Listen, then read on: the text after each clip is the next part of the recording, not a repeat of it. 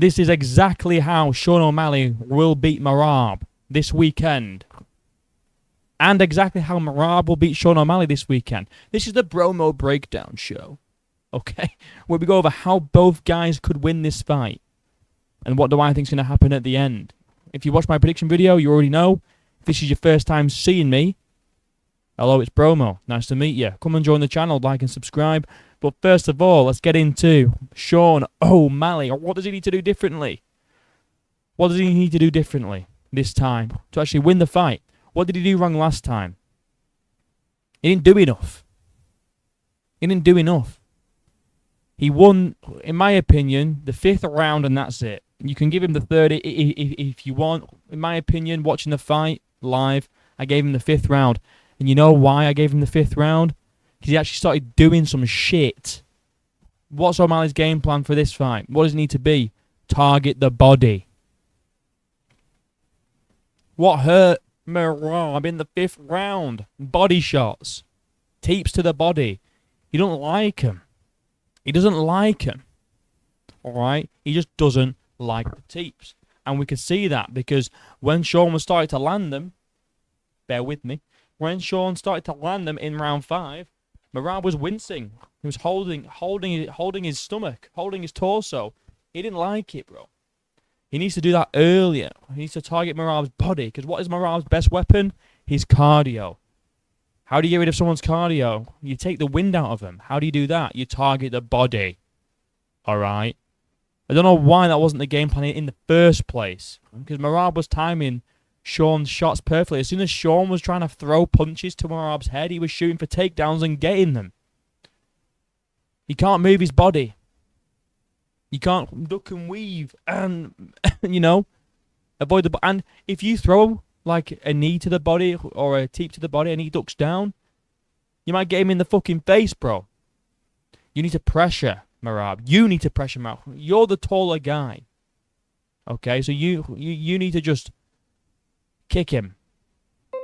Low kicks. Teep kicks.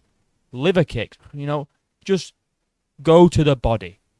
Try and put the pressure on him. Alright? Or, you don't even need to put the pressure on him. Just keep him at range with kicks. Keep him at range with kicks. Well-timed kicks. Go to the body, go to the body. Get him thinking about the body. And then, boom, go to the fucking head. Once you've got him wincing, and he's like protecting the body because he doesn't want to get kicked again, because he can't take it, kick him in the head. Start low. Then when he's thinking about you going low, go high. You've got the range, you've got the long, you know, you're 5'11", bro. For bantamweight, that's big. That's a big fucking height at bantamweight. 5'11", I'm pretty sure he's 5'11". Still small compared, I mean, I'm 6'2", so a little pipsqueak to me. But still, to Merab, he's a big dude. I can't believe he didn't use them more. I mean, yeah, he landed a nice knee at one point, but he just wasn't getting anything off.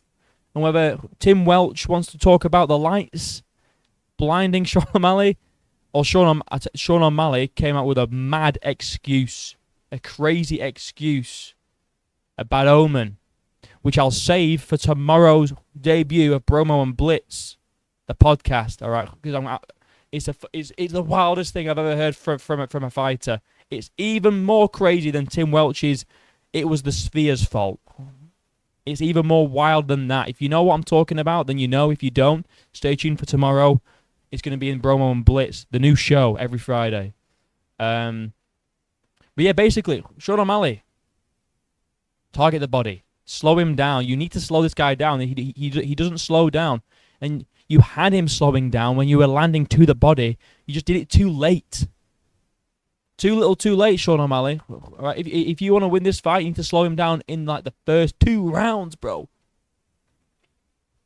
He's a relentless. He's a relentless. And I tell you what, after doing 2 grappling classes, I have a new... I mean, I already respected Merab, but I have an even more newfound respect for the guy because it's fucking tiring. And the fact he can do that for 25 minutes non-stop is unbelievable. I don't know how he does it. But yeah, that's pretty much it. Sure, keep him at range with kicks. If he tries to press you forward, teep him. Yeah, teep him. Get him thinking about the body shots. You didn't like him last time. Start them earlier. Keep him at range with your legs, your long legs. And then once he's covering up to the body, that's when you can start popping off with your fucking boxing and headshots. But you need to work your way up. Chop him down first, then go up top. Alright? That's how Sean O'Malley wins. Merab is by kicking and working the body early. Alright, and obviously, if Merab does try to get in, if Merab does get in, I can just, say try and defend the takedown. I'm assuming that they've trained takedowns. I did watch the countdown. The countdown for this. And Tim Welch did say that they have drilled a lot of more wrestling in this camp, which is good. So hopefully we can see some improvements from Sean on the, in the grappling department. And if that's the case, if he can stuff Merab's takedowns, get back at range, and piece him up to the body, it's a winning game plan. Just stay away. All right, pressure him with kicks. Okay. That's all you got to do, bro. That's all you got to do. And then once you get him hurt to the body, then that's when you can start coming forward with shots to the head. Merab, how does Merab win? Exactly what he did the last time. Exactly the same thing, apart from this time, be aware. Sean knows that he hurt you to the body in that 5th round. You know he's going to go for it again. You know that's a game plan. You know they watched that fight back and they said, oh, Merab got hurt there. Merab got hurt when you teeped him. Let's do that earlier. You know that's going to be a game plan, Merab. So you need to make sure that you're out of range with those kicks, or you're in his face so much that he can't get the kicks off. You need to either pressure him like fuck, don't let him breathe, all right? Or keep it at range and shoot when the time's right. Yeah? Because you don't want to get caught by these kicks. You don't like him. You're like, oh, my little belly, it really hurts. But Merab and his coach said that they're going to try and finish Sean O'Malley. I think, no. Unless you're going for a sub, but you don't really submit guys. You just go for takedowns and control. You don't really. I know he jumped to Gilly again. I know he tried to get a guillotine against Sean in the last fight, but he's not really a submission specialist, is he? Look, he's got the most takedowns in UFC history, but he's only got 1 win by submission. How does that work? I don't know. I do. He's a freestyle wrestler. He's not a jiu-jitsu guy he doesn't do submission wrestling. He's a freestyle wrestler that basically just focuses on getting people to the ground, getting points. That's pretty much it. So I can't see a finish. 1 win by submission, 3 wins by knockout out of 19 fights. 4 out of 19 fights have been by finish. I don't think he's going to finish him. I think he wins it the exact same way he won the first one, which is relentless pressure. Being in Sean's face constantly, but being aware of those body shots that Sean's going to try and do. And just keep shooting. Basically, Merab don't need to change anything in this approach, apart from being aware of those body shots that potentially might come. If Sean O'Malley and Tim Welch are smart, that's the game plan that they're going to go with. Otherwise, just do the same thing. Same thing as what you did last time. Don't change a thing. It worked perfectly. Just don't get caught with those body shots. And that's pretty much it for Merab. There's not a lot of detail to go into with Merab. Just the same thing as last time. Now, what do I think is going to happen? I think Merab's going to do the same thing as last time. Now, I've seen Guru and BXG. They're literally the only 2 people that I've seen that have actually picked O'Malley.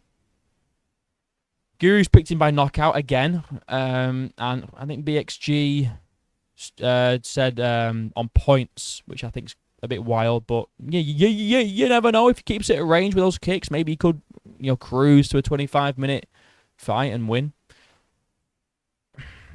I just don't think Sean's good. Well, let me rephrase that. I don't think he's as good as people think. I think his record's manufactured. He fought can after can after can. Robbed Piotr Jan. Short notice, very short turnaround Aljo. Bum Chito Vera. And then he lost to Merab. Like, an actual, legit... Well, Peter Yan was legit and he beat Sean O'Malley. So whenever he's gone up to anyone who's legit and with a full camp, he loses. You know? I don't think he's as high level as people make out. That is what I'm trying to say. He needs to have things put in place for him to win, such as a robbery, such as someone on short notice turnaround, you know, such as a human punching bag in Chito Vera. All of those things were in his favour. When things aren't in his favour, he doesn't win. He just doesn't win. And I think Merab is going to sphere or no sphere, even with a broken toe. You know, I don't see the outcome being any different. I'm going Merab. I do think Sean's gonna do better. I think he might win 2 rounds. I'm gonna go 48-47 for Merab, probably winning the last 3. I think Sean might have success in the first 2 rounds. He'll be feeling himself, and then Merab's just gonna be like, nah, fuck that, bro. Eat these takedowns, you know. And I think 48-47 to Morab. That's my thoughts. But yeah, that's how Sean wins. Right, keeping him at range with those kicks to the body, and then once he's hurt to the body, then pressure forward and knock the guy out. All right. Or you could just keep kicking him to the body for 25 minutes. It's not fun, it's not exciting, but it'll get the job done. And Merab just needs to do the same thing as last time to this little clown here. Just pressure, pressure, pressure. Be aware of the body kicks. And just have fun. Emote. Yeah, body language is a big thing. Emote on him. Show the judges that you're in control. Yeah? And you'll get the job done. I think Merab wins anyway. Let me know what you guys think. Like and subscribe. Links down below. Till next time. I'll see you in a bit.